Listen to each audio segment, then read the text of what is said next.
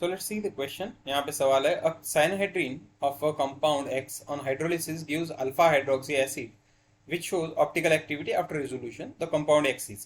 Okay, तो उन्होंने क्या बोला है कि एक कंपाउंड है X और उसका cyanohydrin of a compound X, उसका साइनोहाइड्रिन बनाया गया. ओके, मतलब उसकी HCN के साथ रिएक्शन की गई. बेसिकली साइनोहाइड्रिन क्या होता है? साइनोहाइड्रिन एक ऐसा कंपाउंड है जिसमें ये कार्बन को अटैच होता है OH जबकि दूसरा अटैच होता है Cl. Okay, this gives a cyanohydrin of a compound X on hydrolysis gives, और इसका अगर हाइड्रोलिसिस किया गया तो ये देता है अल्फा हाइड्रोक्सी एसिड. ओके, मतलब C double bond O OH और यहाँ पे है कोई कार्बन जिसे अटैच है OH. ओके, तो ऐसा कोई कंपाउंड देता है which shows optical activity after resolution, और ये ऑप्टिकल एक्टिविटी दिखाता है. ऑप्टिकल एक्टिविटी दिखाता है, इसका मतलब क्या है? इसका मतलब है ये कार्बन जो है ये ऑप्टिकली एक्टिव है या कायरल जिसे हम बोलते हैं. ओके, तो ये पूछा गया है था कंपाउंड एक्सिस, तो क्या है वो कंपाउंड एक्स? अब देखो, ये ग्रुप कब आ सकता है? ये ग्रुप आएगा तब जब इसके ऊपर या यक्स के अंदर क्या हो? कार्बोनिल कंपाउंड हो. इसका मतलब एक चीज तो पक्की है कि यक्स जो है वो कार्बोनिल कंपाउंड है, फिर वो अल्डिहाइड हो सकता है या कीटोन हो सकता है. ओके, अब मान लो हम एक कंपाउंड ऐसा लेंगे जहां पे C डबल बॉन्ड O है, इधर कुछ भी होगा इधर कुछ भी होगा. इसकी रिएक्शन की गई HCN के साथ, क्या होगा? Cn माइनस होता है तो आके यहाँ अटैक होगा, ये चला गया. मतलब एक कार्बन इस तरह का बना जहां पे ऊपर अटैच है OH, नीचे अटैच है Cn, मतलब ये चीज कंफर्म हो गई. फिर इसका हाइड्रोलिसिस किया गया H2O. अब हाइड्रोलिसिस होने के बाद हाइड्रोलिसिस यहाँ पे होगा क्योंकि हमें मालूम है Cn का एक्चुअल स्ट्रक्चर होता है C ट्रिपल बॉन्ड एन. तो हाइड्रोलिसिस जब करोगे तो क्या होगा? पहले तो यहाँ पे एक बॉन्ड टूटेगा.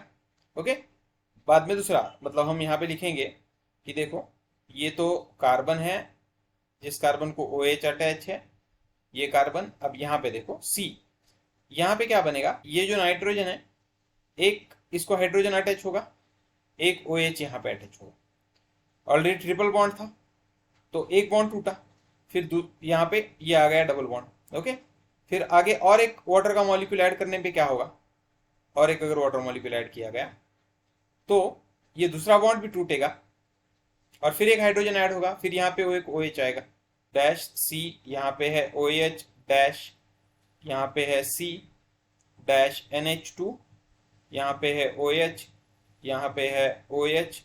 ओके, और फिर इसकी रिएक्शन और एक वाटर मॉलिक्यूल के साथ की गई तो क्या होगा? ये बॉन्ड पूरी तरह से टूट जाएगा, यहाँ पे और एक हाइड्रोजन ऐड होगा, यहाँ पे एक OH ऐड होगा. तो इसका प्रोडक्ट कुछ इस तरह का बनेगा, कार्बन OH. ओके, तो इसका प्रोडक्ट कुछ इस तरह का बनेगा, हम यहाँ पे लिखेंगे. ओके, ये कार्बन है जिसको OH अटैच है, ये कार्बन है. अब इसको आ गए 3 OH. अब 3 OH बल्कि ग्रुप है इसलिए यहाँ पे ये हाइड्रोलिसिस हो जाएगा और हमको प्रोडक्ट मिलेगा. मैं इस कार्बन को अब इस तरह से लिखता हूँ, ये OH है, ये इस तरह से, और यहाँ पे आ गया C डबल बॉन्ड OH. अब देखो ये है तो इसको एडजेसेंट जो है वो अल्फा है तो अल्फा हाइड्रोक्सी, मतलब यहाँ पे हमने जो बोला था वही है. अब उन्होंने बोला है कि ये कायरल होगा रेजोल्यूशन के बाद. इसका मतलब ये यहाँ पे क्या हो सकता है ये हमको देखना है. अब हम ऑप्शन में चेक करेंगे. पहला एसीटोन, अगर ये कंपाउंड एसीटोन होता इसका मतलब ये दो कहाँ से आ रहे हैं? देखो ये ग्रुप और ये ग्रुप ये ओरिजिनल कंपाउंड से आ रहे हैं जो कंपाउंड हमने यहाँ पे लिया था. मान लो एसीटोन में क्या होता है? यहाँ पे CH3 होता है, यहाँ पे CH3 होता है. मतलब आने वाले कंपाउंड में भी क्या होगा? यहाँ पे CH3, यहाँ पे CH3. अगर हम इसको कायरल बनाना चाहते हैं तो ये एक ग्रुप है, अलग होना चाहिए, ये अलग होना चाहिए, ये अलग होना चाहिए, और ये भी अलग होना चाहिए. मतलब एसीटोन तो ऑप्शन नहीं हो सकता. क्यों नहीं हो सकता? क्योंकि दो CH3 आ जाएंगे तो ये कायरल नहीं बचेगा. ओके, दूसरा हो जाएगा फार्माल्डिहाइड. फार्माल्डिहाइड में क्या होता है? यहाँ पे भी H होता है, यहाँ पे भी H होता है, मतलब यहाँ पे H आएगा, यहाँ पे H आएगा, तो फिर भी ये कायरल नहीं बचेगा, मतलब फार्माल्डिहाइड पे ऑप्शन नहीं है.